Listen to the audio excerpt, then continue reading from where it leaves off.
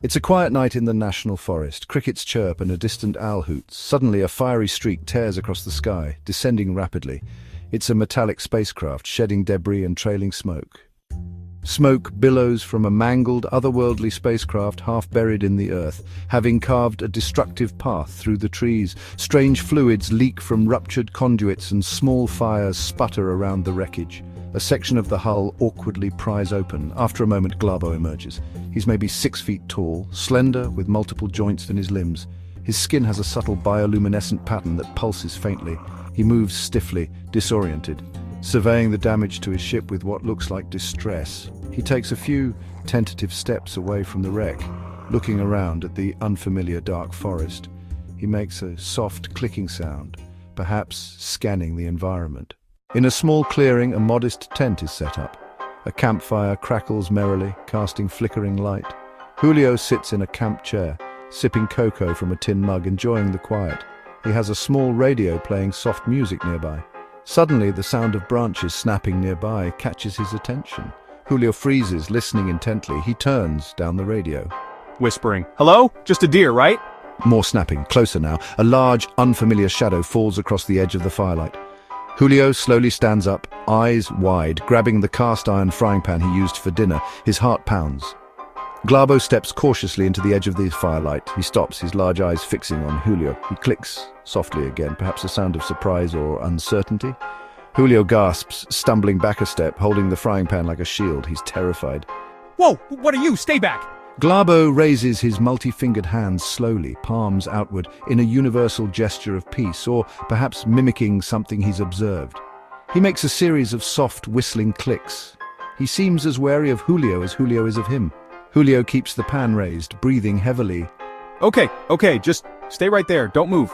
Glabo tilts his head, observing Julio. He takes one small, hesitant step closer. "I said stay back." Julio brandishes the pan more aggressively. Glabo flinches slightly and stops, lowering his head in a submissive or non-threatening gesture. He points one long finger back towards the direction of the crash, then makes a low, mournful, whirring sound. Julio watches him, panting. He notices Glabo seems unsteady, perhaps injured from the crash. Glabo subtly favors one leg. Julio's fear is still present, but a flicker of curiosity and maybe pity starts to emerge. Lowering the pan slightly. You crashed? That big noise, and that was you?" Glabo looks towards the crash direction again, then back at Julio, nodding his head slowly. He points to himself, then points up at the sky, making a slight upward swooping motion with his hand, followed by a downward spiral and a clack sound. Julio stares, processing this impossible reality. The alien looks lost, stranded. "You're not from around here, are you?" Glabo shakes his head slowly. He looks around the campsite, then back at Julio, his expression unreadable but seemingly pleading. Julio takes a deep breath, lowering the frying pan completely. The immediate terror is fading, replaced by profound shock and a dawning sense of empathy. This creature is alone and in trouble. Okay. Look, I don't know what's going on, but you don't seem like you're here to hurt anyone. You're stuck. Glabo watches him intently, perhaps understanding the tone more than the words. "Your ship, is it fixable?" Glabo gestures towards the wreck again, then makes intricate motions with his hands, mimicking tools and repairs. He holds up 2 fingers, then 3, perhaps indicating missing parts or complex steps. He looks at Julio hopefully. Julio rubs his face, looking from the alien back towards the dark woods where the ship lies. This is insane, but he can't just leave him here. Someone else finds him? The government? It wouldn't end well for the alien. All right, listen. Glabo? Can I call you Glabo? Just made that up. Hope it's okay. Glabo tilts his head, clicks softly. "Look, Glabo, this is way above my pay grade, but I can't just leave you out here, and nobody else can know about this, understand? Secret, big secret." Julio puts a finger to his lips. "Nobody sees you, nobody hears about you. I'll protect you, keep you hidden." Glabo seems to understand the gesture for secrecy. He nods more firmly. "And your ship. We'll figure it out, okay?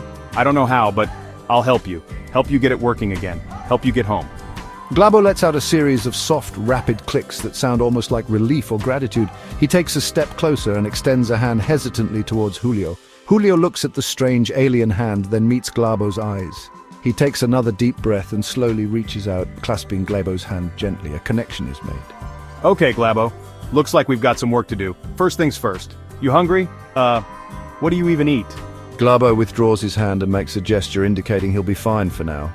Julio nods, a small nervous smile finally appearing on his face. Right, okay, one step at a time. Let's just get through the night. Maybe check out the damage in the morning light. Glabo nods again, looking slightly less distressed, a glimmer of hope in his alien eyes. The campfire crackles between them, illuminating the start of an unlikely partnership.